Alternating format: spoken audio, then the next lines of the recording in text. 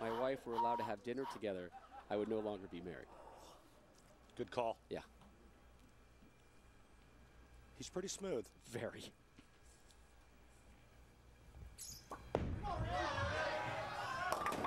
Heavy on that one, and what a horrible start for Allen.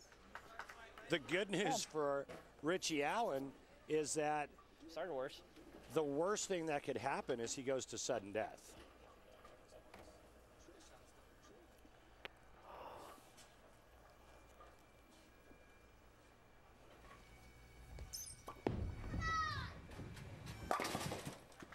So an open frame for Dick Allen and an early opening for Chris Barnes. And Chris, you've had some time to think about that first match. What were some of the thoughts that were going through your head?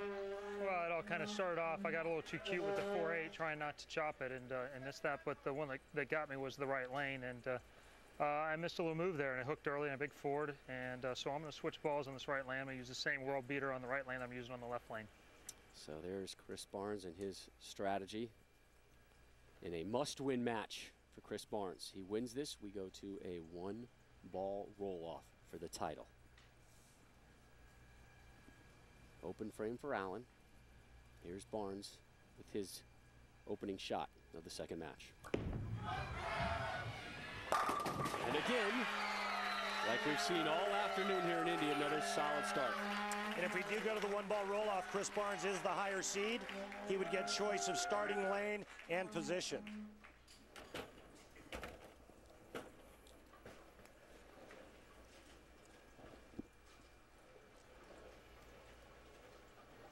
Allen in his Sunday whites. It's Wimbledon-like, isn't it, Rob? With Ritchie? I love it.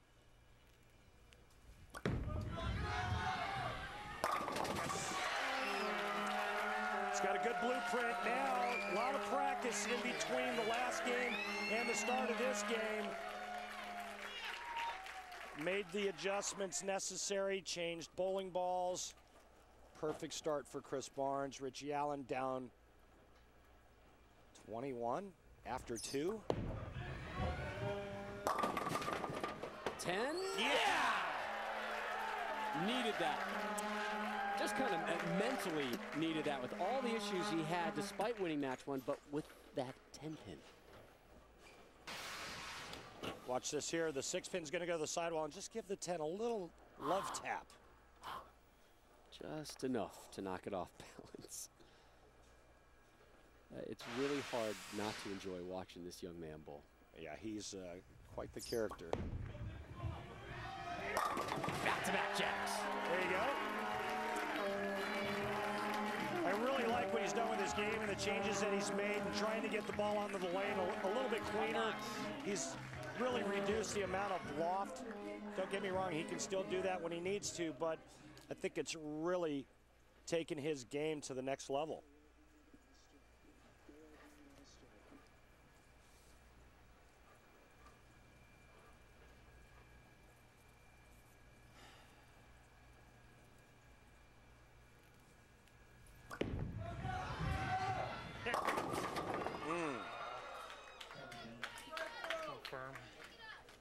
Well, you heard him say it, a little firm, and that kept the ball from finishing stronger in the back part of the lane.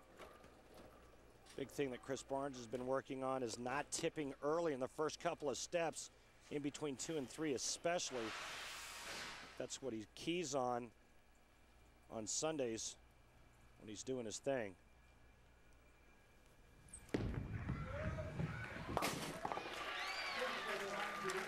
Randy, there is no better time to fire up the RV than during the summer. Without question. PBA Summer Series begins Saturday, June 25th. Looking forward to that event.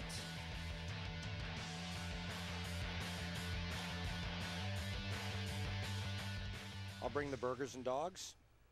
You get the charcoal. I'll bring the condiments. Okay.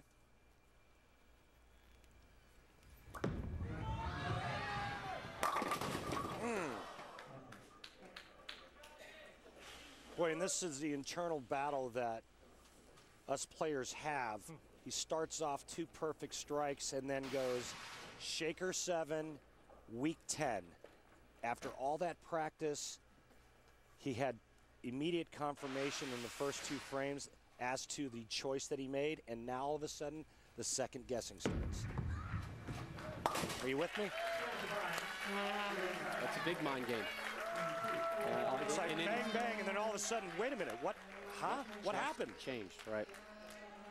So Allen steps up in the 4th, open frame in the 1st, strike in the 2nd, and another strike in the 3rd. Little Hannibal Lecter look going to the foul line. And again, a 10-pin issue. It's a little bit tight. It's a little bit tight. Boy, he was looking for something to open up the can of fava beans, taking out Chris Barnes' liver and having a go. With a strike there, he would have been in great position and would have taken the lead. Now, just 10 back.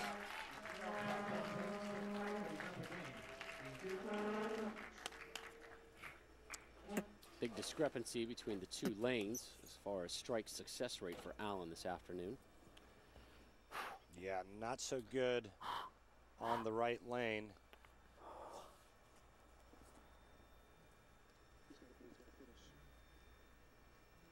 He'll finish on the right. Here he is on the left.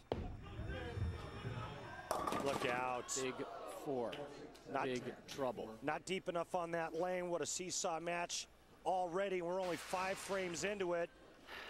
Goes through the nose early. The first frame comes back, throws a perfect shot and goes strike. This shot here cuts right through the heart again. Big 4, counted as an open frame. This has only been made once in the history of television. So both players now have had a duel a big 4, and both go left, both walk away with an open frame. Barnes did it in match 1. Allen here in match number 2. Here's the left-right lane comparison for Barnes. A little more success on the right, which is where he is right now. He has to finish on the left.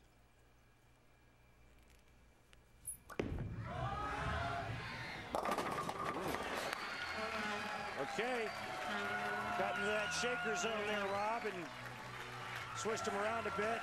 Son Ryan flexing his muscles. It's like, come on, man, throw some strikes, man.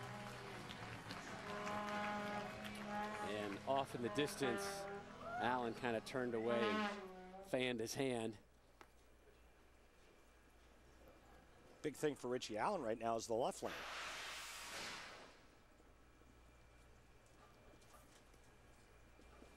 Barnes on that left lane now. And looks like a ball change here for Barnes.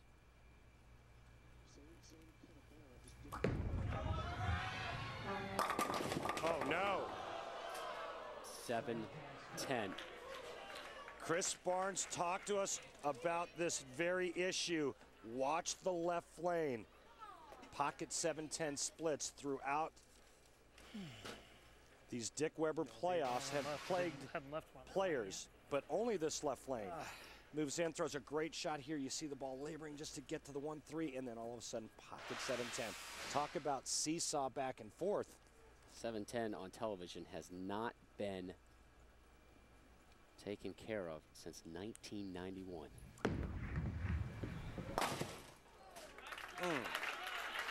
So